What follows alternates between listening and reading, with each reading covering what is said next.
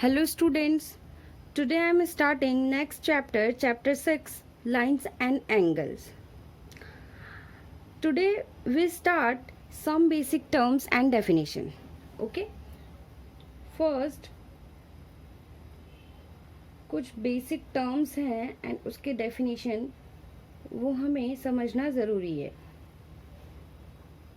Term and definition.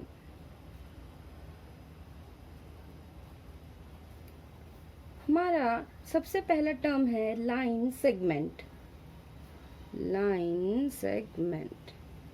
Line segment क्या होता है? A line with to and point. A line with to and point, ये line segment कहलाता है. अगर हम फिगर से देखें, ये एक एंड पॉइंट ये है, एक एंड पॉइंट ये है. अगर हम इसको मिला दें, ये लाइन सेगमेंट कहलाएगी. लाइन सेगमेंट में ना तो इस लाइन को इस साइड से बढ़ाया जा सकता है, ना तो इस साइड से. ओके, नाउ नेक्स्ट है रे. रे क्या होती हैं? A part of A line with one and point. One and point, किसी एक पॉइंट से ये लाइन जा रही है तो ये रे कहलाती है. ओके, नाउ आपका नेक्स्ट है collinear point. Collinear points. Collinear points क्या होते हैं? इफ थ्री और more point lies on the same line. On the same lines. ठीक है, सेम लाइन. अगर किसी एक लाइन में, ठीक है, 3 पॉइंट्स हो, जैसे 1 2 3, 3 से ज़्यादा भी हो सकती हैं, तो वो कोलिनियर कहलाएंगी. ओके, अदरवाइज अगर 3 से कम हो, otherwise is called non collinear point. Okay, now next है एंगल.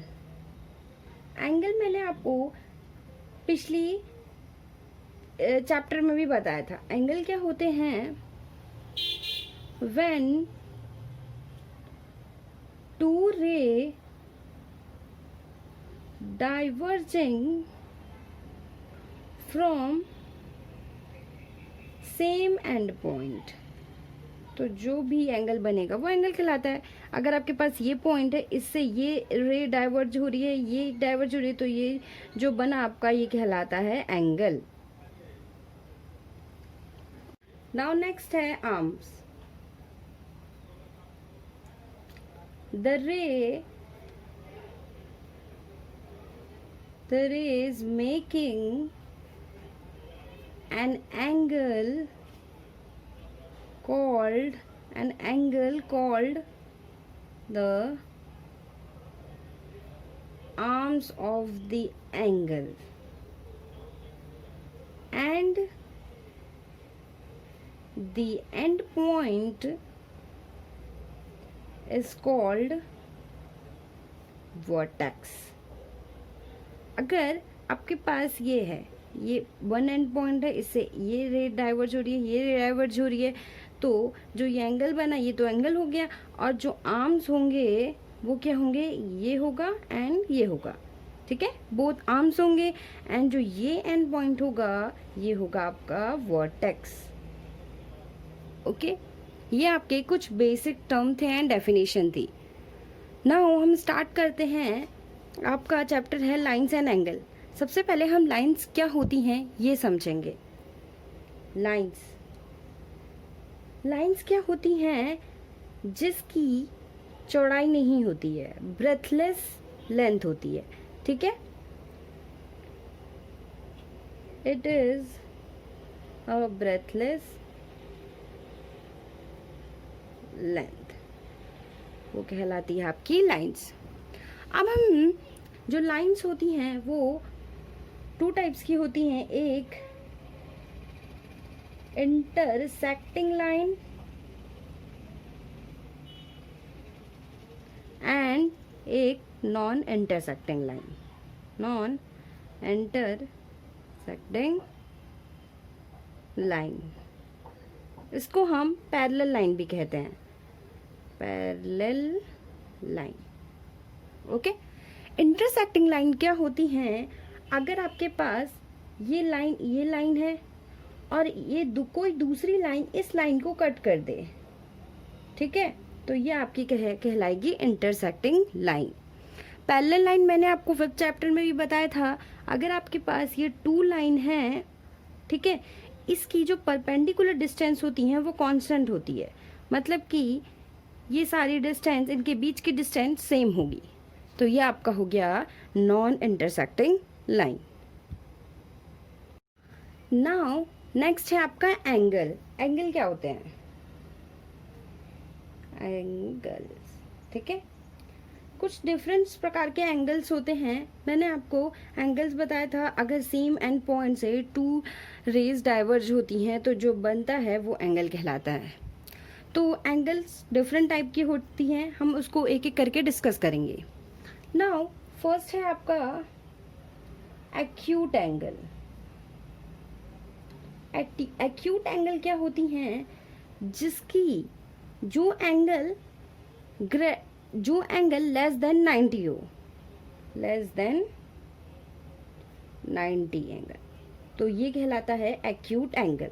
अगर हम इस फिगर में देखें तो इसकी जो एंगल है वो 90 एंगल से लेस है। ओके, नाउ सेकंड है आपका राइट एंगल। राइट एंगल, जो एंगल 90 डिग्री का हो, अगर हम इस फिगर में देखें तो ये आपकी 90 डिग्री का एंगल बना रहा है, तो ये आपका क्या हो गया? Right angle. Okay,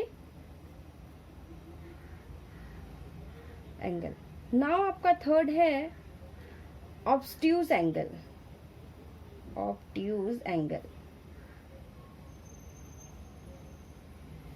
obtuse angle क्या होता है?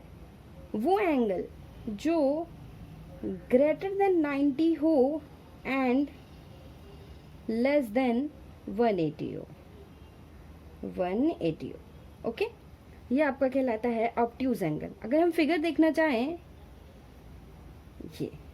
ये जो एंगल बनेगा आपका ऑब्ट्यूज एंगल बनेगा। नाउ फोर्थ है straight angle. Straight angle, straight angle आपका क्या होता है? अगर आपके पास सेम एंड पॉइंट है, इससे 2 रेज डाइवर्ज हो रही है, ठीक है, ये स्ट्रेट लाइन है, जो इसके बीच जो एंगल बनता है वो हमेशा 180 का होना चाहिए, ठीक है, इक्वल टू 180। जो एंगल 180 का बनेगा वो स्ट्रेट एंगल कहलाएगा आपका। ओके, नाउ फिफ्थ है आपका reflex angle. Reflex angle, reflex angle आपका क्या है? ये बहुत इंपॉर्टेंट है, इसको बहुत समझना जरूरी है आपको, ठीक है। जो एंगल ग्रेटर देन 180 हो एंड लेस देन 360 हो, वो आपका कहलाएगा रिफ्लेक्स एंगल। अगर हम फिगर से देखना चाहें तो अगर आपके पास ये है, ये आपके पास एक एंगल, अगर मान लीजिए ये एंगल x है, ठीक है, तो जो ये एंगल बनेगा, ये एंगल बाहर वाला एंगल, वो आपका क्या होगा? रिफ्लेक्स एंगल, ठीक है। अगर मान लीजिए आपके पास ये एंगल दिया हुआ है, कुछ गिवन दिया है 40 50, मैं लेट कर लेती हूँ x दिया है, तो अगर आपको रिफ्लेक्स एंगल निकालना है तो आप क्या करेंगे? 360 माइनस x। ओके, तो ये आपका क्या होगा? Reflex angle. Okay, now next हम डिस्कस करेंगे pairs of angle. Pairs of angles.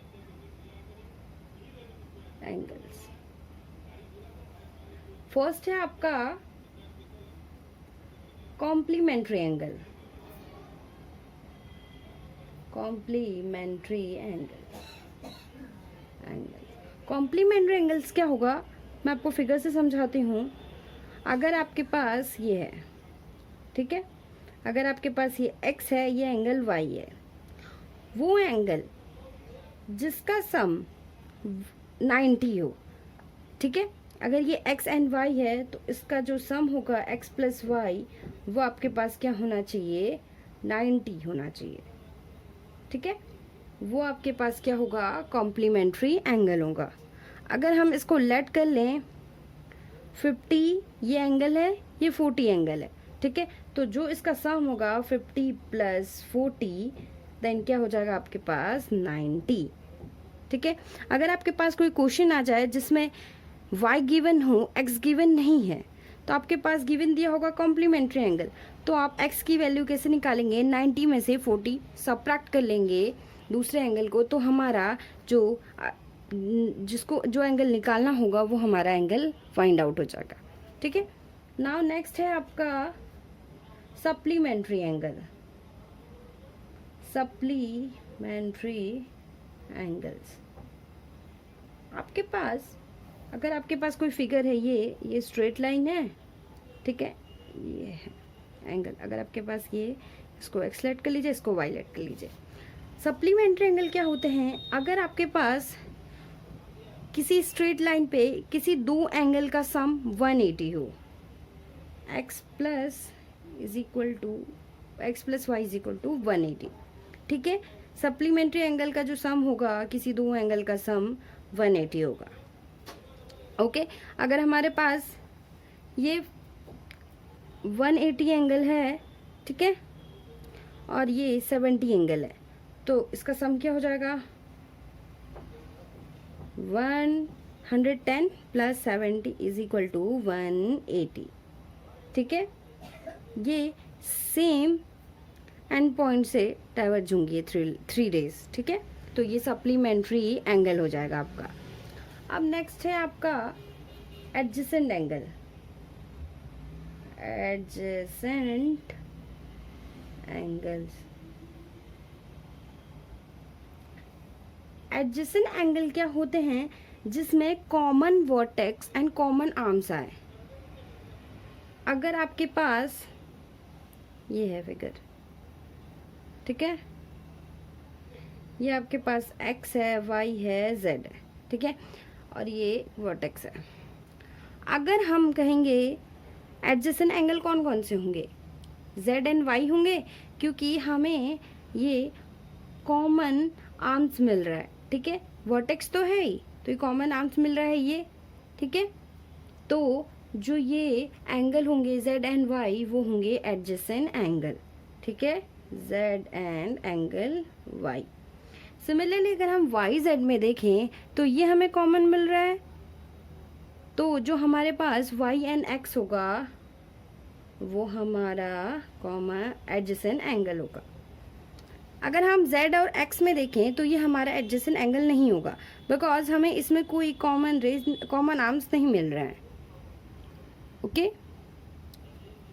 Next है linear pair of angle, linear pair of angles. अगर आपके पास ये स्ट्रेट लाइन है, इससे ये एंगल्स बन रहे हैं, ठीक है, ये angle x y z, same vertex से जितनी भी एंगल्स बनेंगी, ठीक है, उनका सम 180 होना चाहिए, x plus y plus z is equal to 180, ठीक है।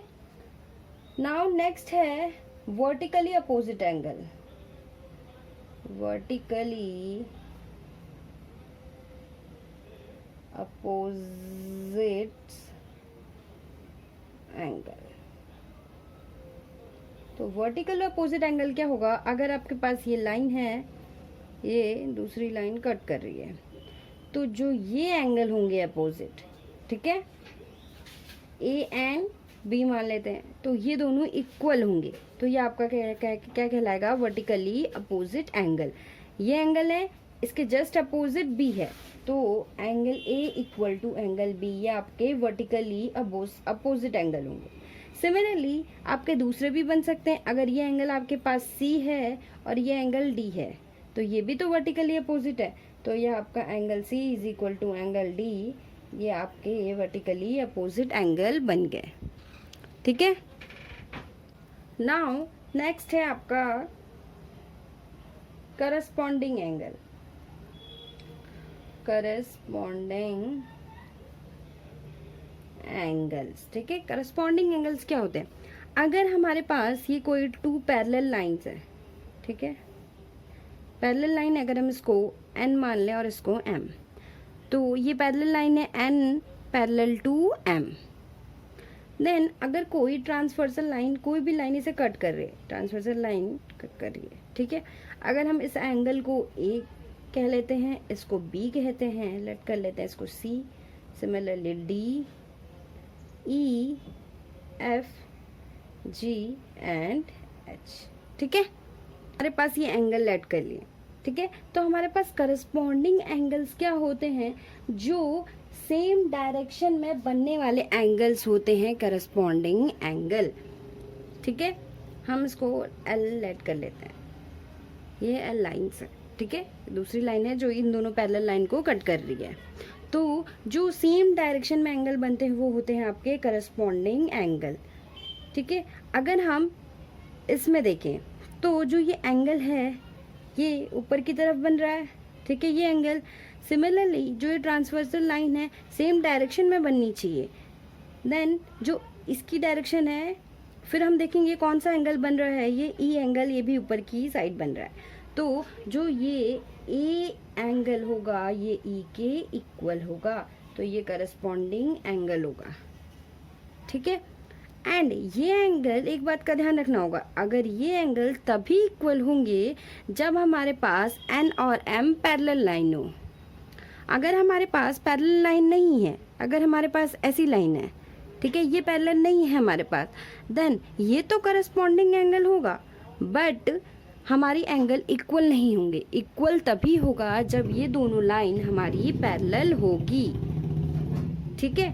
सिमिलरली अगर हम देखें इस साइड, तो ये जो बी एंगल है, ठीक है, ये जो बी एंगल है, ये एक बी एंगल हो गया, एंड एफ एंगल, ये भी तो सेम डायरेक्शन में है, तो ये भी जो होंगे वो होंगे corresponding angle. Angle B is equal to angle F, ठीक है, करस्पॉन्डिंग एंगल।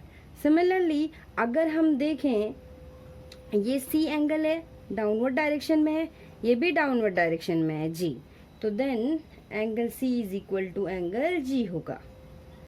एंड अगर हम इस साइड देखें तो ये भी डाउनवर्ड डायरेक्शन में है, ये डी, एंड जो एच है वो भी डाउनवर्ड डायरेक्शन में है, सेम डायरेक्शन में एंगल बना रहे हैं, तो आपका जो एंगल डी होगा इस एंगल एच के इक्वल होगा, ठीक है।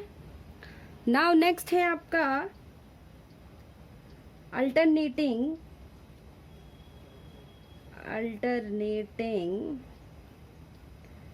इंटीरियर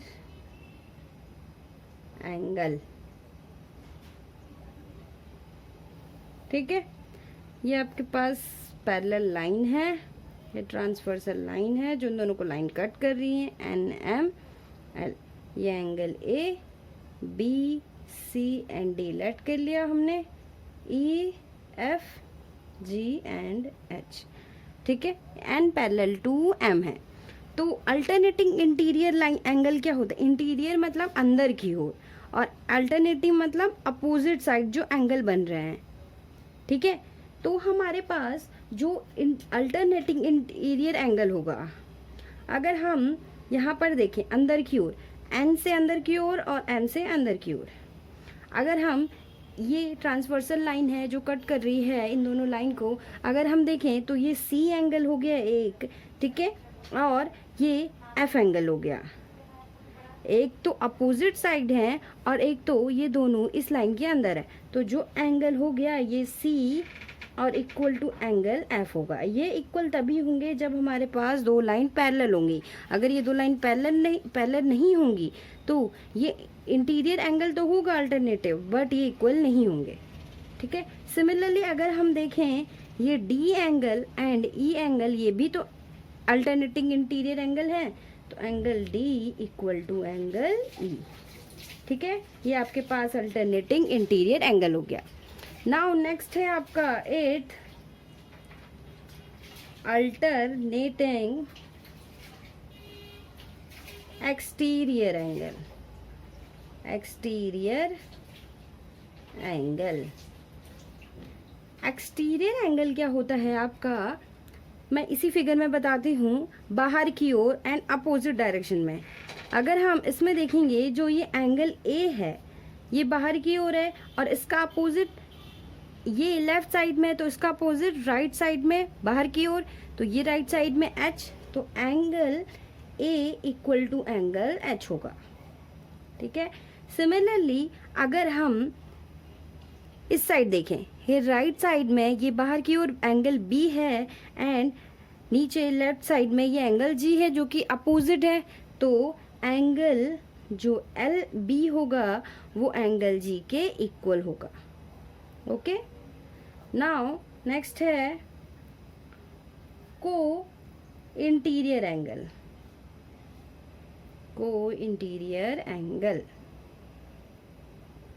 को इंटीरियर एंगल क्या होते हैं? को इंटीरियर एंगल वो एंगल होते हैं, इंटीरियर एंगल है जो सेम साइड में और जिनका सम 180 हो। अगर हम इस फिगर में देखें ये सेम साइड में है सी एंड ई।